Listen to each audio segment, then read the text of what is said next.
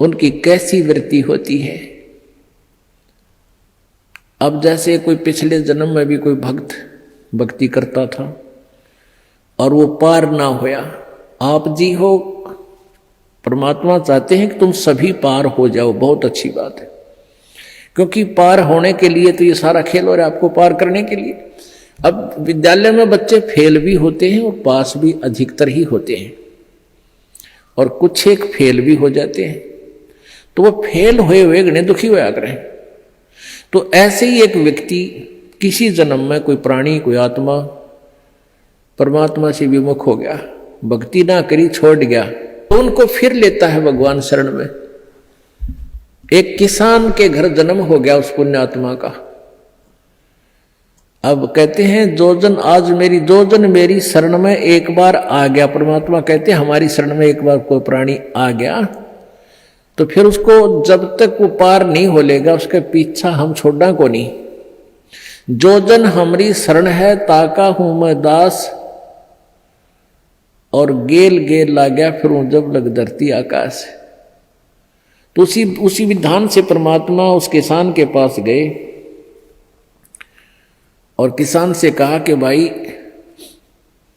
किसान पहले बैठे, राम रमी हुई, क्योंकि पिछले संस्कारी जो भक्त होते हैं वो कहीं भी जन्म ले लो उनमें वो भाव श्रद्धा बनी रहती है। आओ महाराज जी बैठो जी, ने बड़ी आसन दे दिया, आप नीचे बैठ गया भगत की तरह। तो महाराज जी तो फिर महाराज जी होते हैं, अपने भक्ति का ज्ञान सुनाते हैं, परमात्मा की चर्चा शुरू कर दी। तो किसान कहने लगा कहाँ जी भक्ति तो मैं करता हूँ, क्या भक्ति तो मंदिर में जाता हूँ, शिव जी की पूजा करता हूँ। फिर सारी बात बताई, भाई यह भक्ति ठीक नहीं, भक्ति की विधि ये है जो आपके शास्त्रों में लिखी हुई है, कैसी करो। अच्छा जी ठीक सत है, भक्ति भी कराएंगे भाई, फिर उपदेश ले ले। अगना जी नहीं, ये तो बच्चे छोटे छोटे हैं, ये थोड़े से ठीक हो जाए, अपना काम संभालन जोगे, फिर महाराज जी तेरे आप पक्का चेला बन जाऊंगा। लाख समझाने पर भी नहीं माना, यही कहता रहा, परमात्मा चले गए।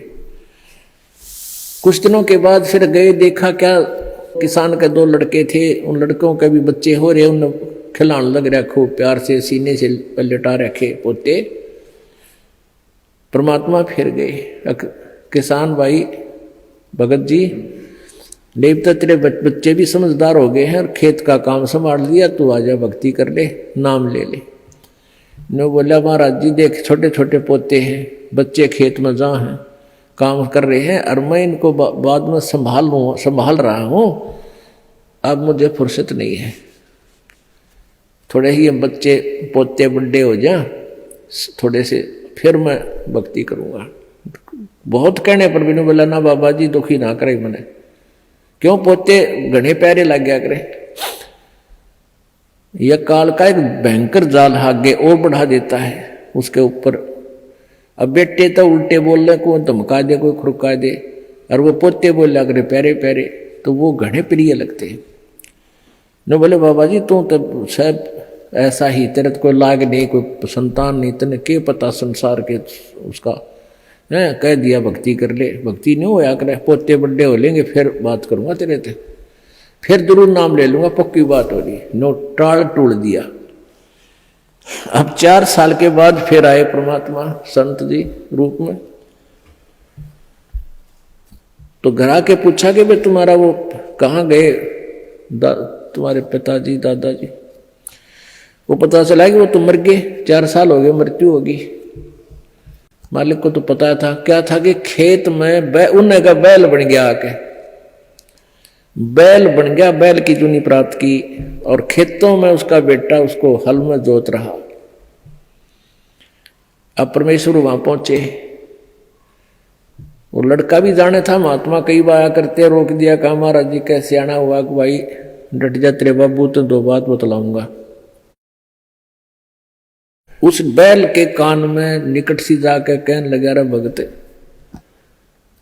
अब तो आजा मेरी शरण में, तेरा शरीर छुटवा दूं बैल का, और नाम दे तेरे को मनुष्य जीवन दे दूंगा, और तू चाल देख ये दुखी हो रहा, तेरा लठ लग गया, तेरा बेटा लठ मारे हैं, और तेरी के दुर्गति हो रही, तो के कह है वो बैल न्यू कह बाबा जी तो बोल रहे मत, अब मैं यहां से मर जाऊंगा, दूसरा बैल आ गया, वो थोड़ा काम करेगा, मेरे बेटा ने टोटा हो जाएगा, वो तेरा गजब हुई हो।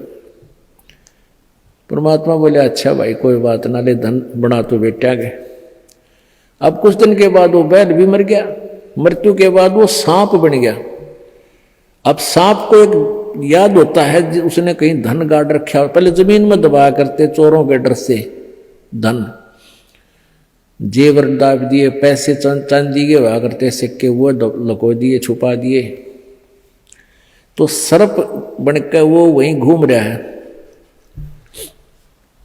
अब वो पुत्र वधुओं ने देख लिया, शोर मचाया, सांप सांप, उन बेटा ने मारा लठ उसका, वो मोरी में गए निकल गया, पर एक दो लाठी अच्छी लगी इसके, कंडे में हो गया बीच तक। वो सहज सहज धीरे धीरे सरक कर बोझड़ों में, झाड़ उन बोझड़ा में पड़ा।